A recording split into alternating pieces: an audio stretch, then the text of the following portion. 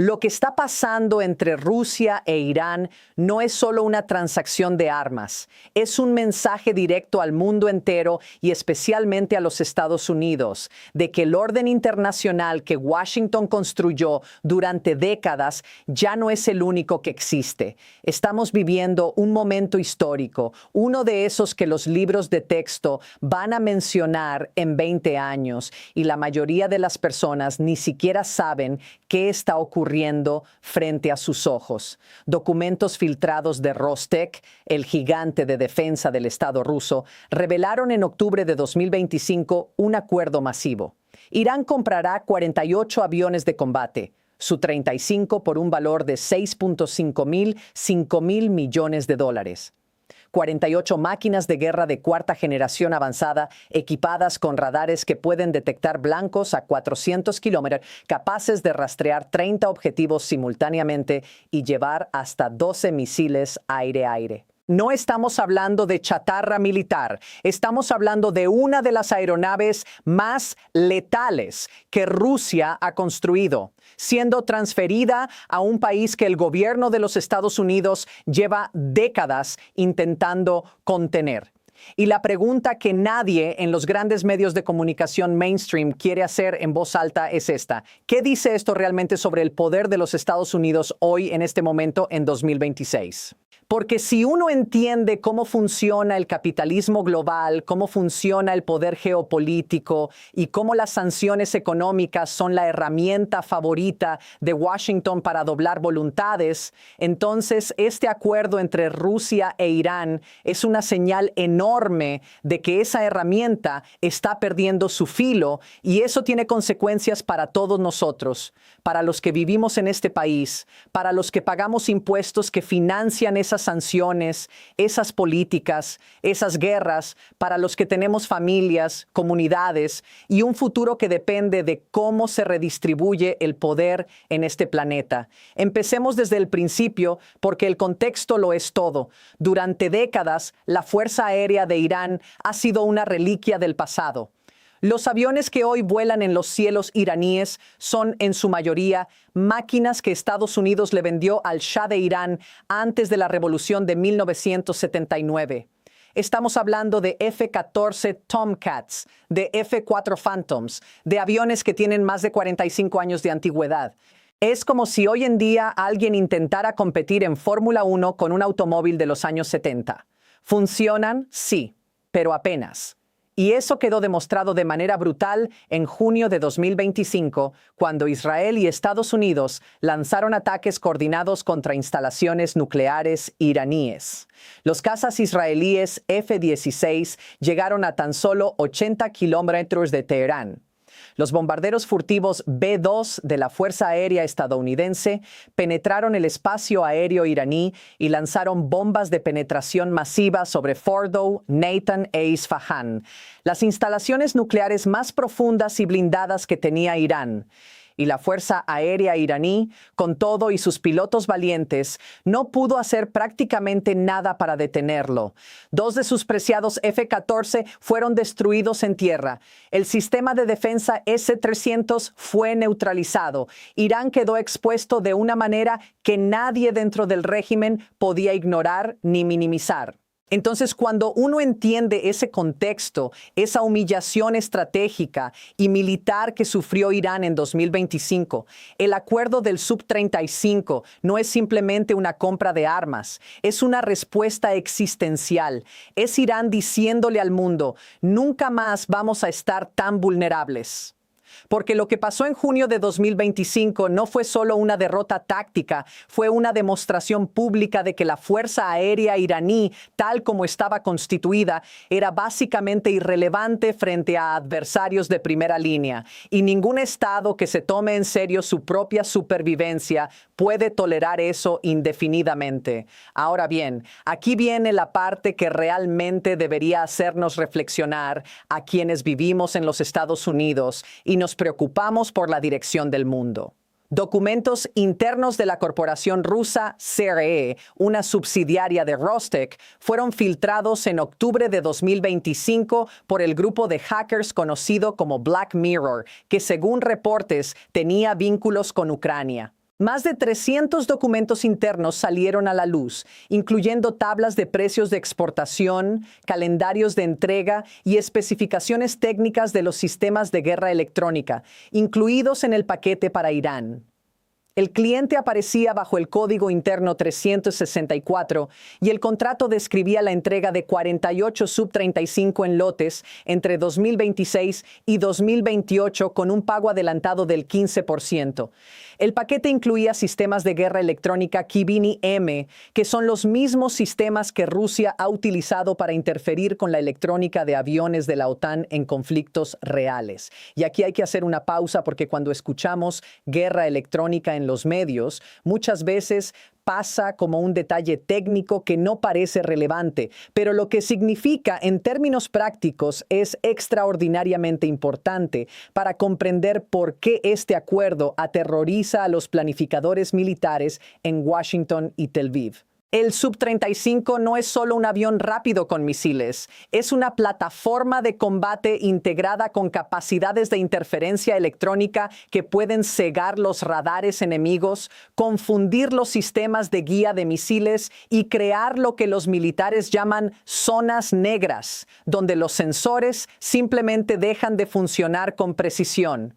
Esto significa que si Irán opera estas máquinas con efectividad, la tarea de neutralizar sus instalaciones desde el aire, que ya fue difícil incluso para los bombarderos B-2 en 2025, se convierte en algo mucho más complicado en el futuro. Pero aquí quiero que pensemos algo juntos, porque hay una tensión enorme dentro de este acuerdo que los grandes medios no están explicando. Rusia misma ha perdido más de una docena de sus 35 en Ucrania. Piensen en eso un momento. El mismo avión que Rusia le está vendiendo a Irán como si fuera la joya de la corona de su industria aeronáutica ha sido derribado repetidamente en el conflicto de Ucrania. Y Ucrania, con sus F-16 más viejos, ha demostrado que, aunque el Sub-35 es una aeronave capaz, tampoco es invencible. Entonces, la pregunta legítima que los analistas están haciendo es: ¿cuánto va a cambiar realmente el equilibrio de poder en el Medio Oriente con estos aviones? ¿O es esto más una señal política y simbólica que un cambio estratégico real? La respuesta honesta es probablemente ambas cosas al mismo tiempo. Y aquí es donde el análisis se pone realmente interesante, porque incluso si el Sub-35 no convierte a Irán en una potencia aérea indestructible de la noche a la mañana, lo que sí hace es cambiar radicalmente los cálculos de riesgo para cualquier adversario que considere atacar a Irán en el futuro. Actualmente Israel puede lanzar ataques aéreos con una confianza relativamente alta de que la respuesta iraní en el aire será limitada. Arabia Saudita y los Emiratos Árabes Unidos, ambos con flotas de aviones de combate modernos comprados a Estados Unidos, dominan claramente el espacio aéreo regional frente a Irán. Pero con 2 escuadrones modernos de Sub-35, ese cálculo empieza a cambiar. No porque el Sub-35 sea mágico, sino porque obliga a los planificadores militares israelíes, sauditas y estadounidenses a incorporar una variable nueva y más seria en sus ecuaciones. Y en geopolítica, cambiar la ecuación de riesgo ya es en sí mismo una forma de poder. Ahora quiero hablar de algo que casi nadie está discutiendo en el contexto de este acuerdo: la dimensión económica de lo que significa este tipo de transacción para el sistema financiero global y para el poder real de los Estados Unidos. Porque los Estados Unidos llevan décadas usando las sanciones económicas como su arma principal de política exterior. Si no te gusta lo que hace un país, le cortas el acceso al sistema financiero internacional, le prohíbes importar tecnología, le congelas los activos que tienen dólares. Es una estrategia poderosa y funcionó muy bien durante mucho tiempo, especialmente cuando el dólar era literalmente el único juego en la ciudad y ningún país quería arriesgarse a ser excluido del sistema financiero occidental. Pero lo que estamos viendo ahora mismo en 2025 y 2026 es que ese modelo está bajo una presión que nunca había experimentado antes. Irán y Rusia, dos de los países más sancionados del planeta, están haciendo un acuerdo de armas de 5 mil millones de dólares, no en dólares, no a través de bancos occidentales, no con mecanismos financieros que Washington pueda bloquear con una llamada telefónica. Lo están haciendo a través de canales alternativos, a través de acuerdos de trueque, a través de sistemas de pago que están construyendo deliberadamente para evadir el control estadounidense. Y eso, amigos míos, es la historia más grande detrás del titular del acuerdo. Son los aviones. Es lo que los aviones representan sobre la capacidad real económico como herramienta de control geopolítico en el siglo XXI. Pensemos en la historia reciente. Irán lleva décadas bajo sanciones. El sistema financiero iraní está prácticamente cortado del mundo occidental. La moneda iraní, el real, ha estado en caída libre. En 2025, la inflación alimentaria en Irán superó el 70%.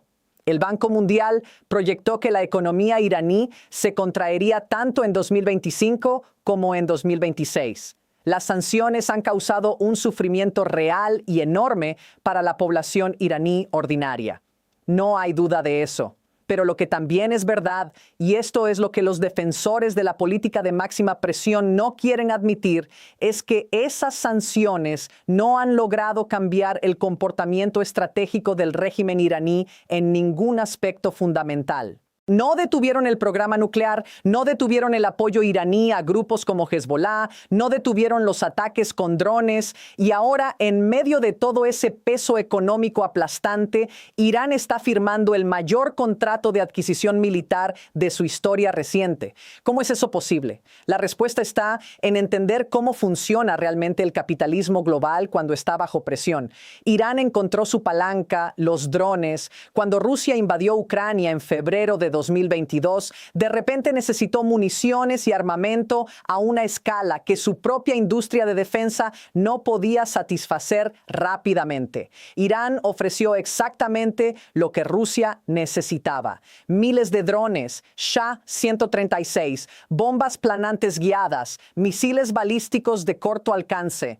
Teherán se convirtió en el proveedor de armas más importante de Moscú en la guerra de Ucrania, aunque el régimen iraní negara esto públicamente una y otra vez. Y a cambio, Rusia ofreció lo que Irán más necesitaba después de la humillación militar de junio de 2025.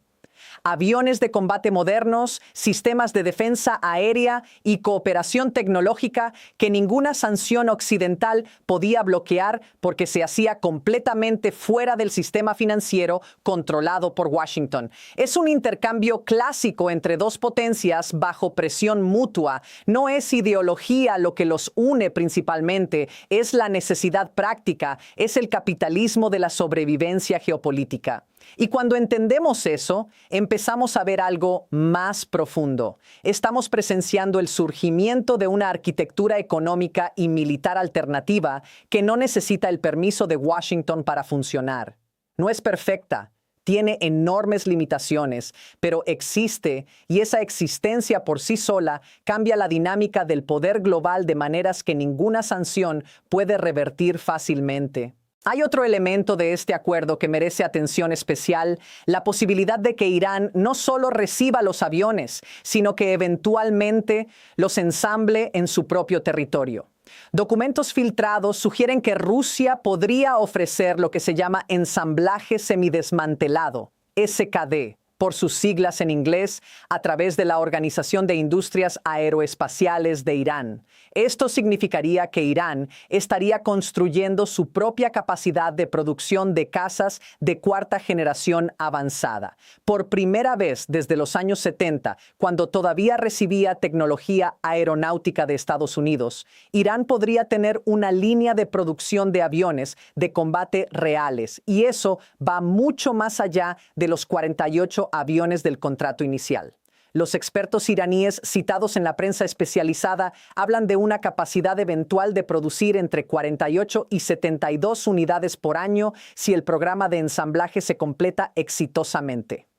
Obviamente hay que ser cautelosos aquí. Irán ha prometido muchas capacidades industriales militares a lo largo de los años que no se materializaron como se anunciaron. El programa nuclear mismo fue objeto de exageraciones, tanto por parte del régimen como de sus adversarios. Y dentro de Irán mismo hay voces escépticas sobre si Rusia realmente cumplirá. Mohammad Sadr, miembro del Consejo de Expediencia iraní, señaló que Rusia vendió los sistemas S-400 a Turquía, que es miembro de la OTAN, pero sigue sin dárselos a Irán después de años de negociaciones. Hay razones históricas para dudar de que Moscú vaya a transferir toda la tecnología que promete. Rusia tiene sus propios intereses estratégicos y uno de ellos, históricamente, ha sido no darle a Irán capacidades tan avanzadas que se conviertan en una amenaza para la influencia rusa en la región. Pero aquí también hay que ver el cuadro completo. El contexto de 2025 y 2026 es radicalmente diferente al de años anteriores. Rusia está bajo sanciones devastadoras por la guerra en Ucrania. Necesita dinero, necesita aliados, necesita demostrar que su industria de defensa sigue siendo relevante como exportadora después de los golpes que ha sufrido en el campo de batalla ucraniano. Un contrato de 5 mil millones de dólares con Irán pagado en mecanismos alternativos al dólar es exactamente el tipo de transacción que Moscú necesita tanto política como económicamente, y eso crea incentivos reales para que esta vez Rusia sí cumpla en mayor medida que en el pasado.